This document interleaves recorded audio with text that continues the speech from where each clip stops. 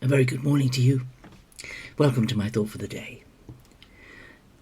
Today I'm going to talk about the amazing fact that Jesus is coming back again. It was in the hearts and minds of all the New Testament believers and writers that just as Jesus had come the first time, fulfilling all the prophecies made about him in the Old Testament, so he would come a second time and fulfill all the promises that he made to them. He said, I'll come again. I'm coming back.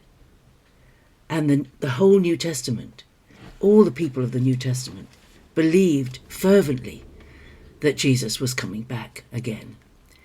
And it's one of the reasons that that great chapter in 1 Corinthians 15 is written, all about the resurrection. And the reason Paul wrote that extensive chapter was because believers were beginning to die.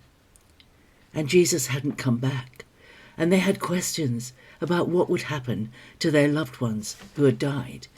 They believed that Jesus would come back in their lifetime, that just as the events of his first coming had unfolded hard upon each other, and the Old Testament scriptures had been fulfilled over and over and over again, that his promise to come again would be in short order, that it would not be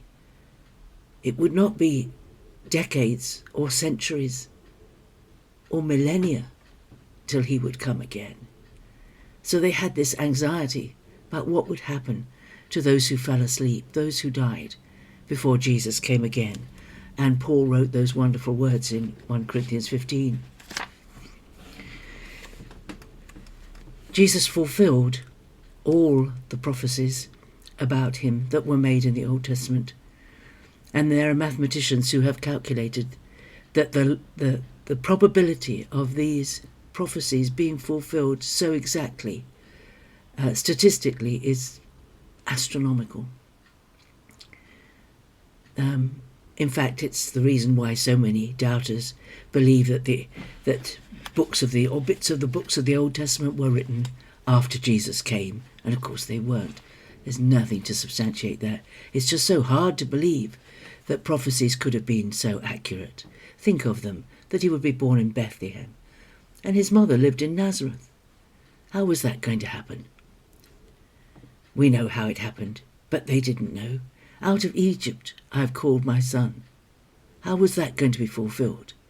Except that they fled to Egypt under the threat of death from Herod. All these prophecies, they all were fulfilled, literally. People have calculated how many prophecies there are in the Old Testament that were fulfilled by Jesus. And it's difficult because it depends how you count it and whether you count half phrases and so on. But it certainly there's something like 400 prophecies about the first coming of Jesus that were literally fulfilled. And the second coming, do you know, again, it depends how you calculate it. But if you take all the Old Testament and New Testament, there are about 8 prophecies about the New Testament, about the second coming, 8 times more than the prophecies that were made about the first coming. And in the New Testament, there are only 4 books where Jesus' second coming is not mentioned. Those are Galatians, Philemon, and 2 and 3 John.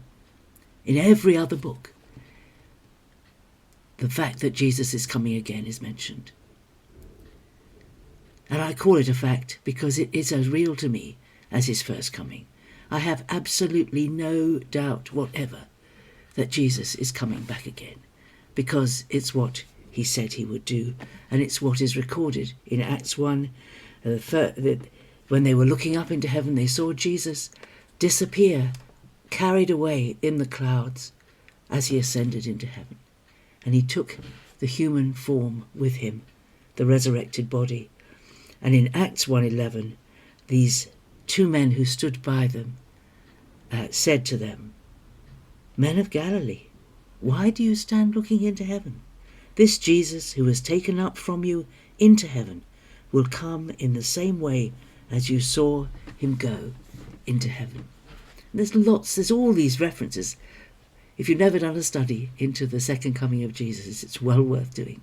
But it's what Advent is about. Advent is about looking forward to celebrating the fact that Jesus came the first time. He came and he did all the things that it was said that he would do exactly, perfectly. Every detail, even to the casting of lots for his garments at the foot of the cross. All of them.